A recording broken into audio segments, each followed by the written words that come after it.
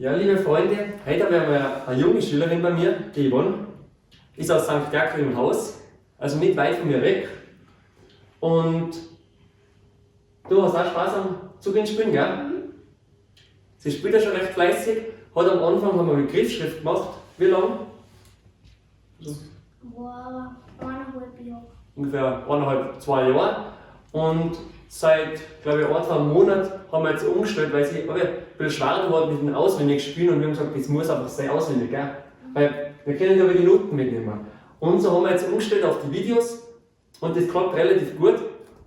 Da hat es schon 2, 3 Lieder, oder wie viel hast du schon? 3, 4, 5. 3, 4 sind schon, also können wir schon einmal aufspielen irgendwo, gell? Und jetzt machen wir einmal eins davon, die Kreuzberg, ha? Die bringen wir mal. 1, 2.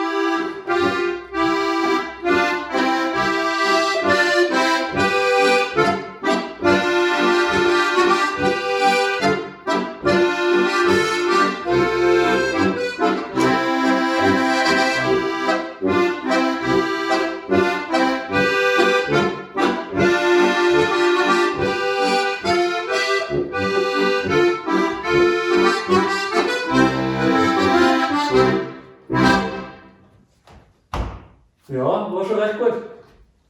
Vor der Kamera ist es aber egal, der Raum geht es ja besser. Naja, nicht immer. Die Mama findet auch immer. Echt?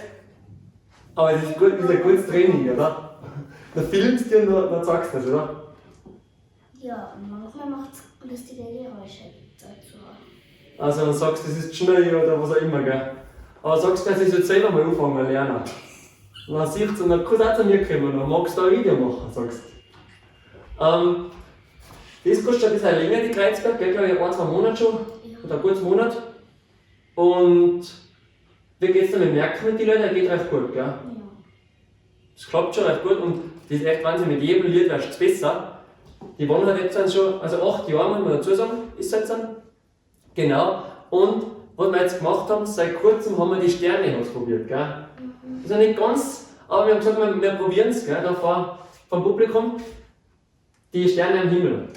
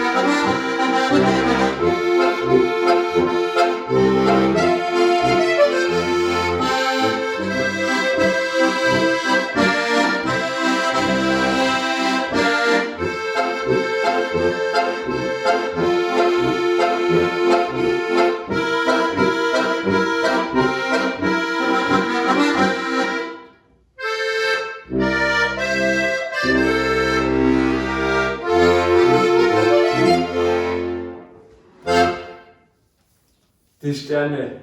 Die waren nur eine Dreireihige, also ist nochmal ein bisschen schwerer am Ende, vor allem wenn man keine fette Reihe hat. Magst du aber gut.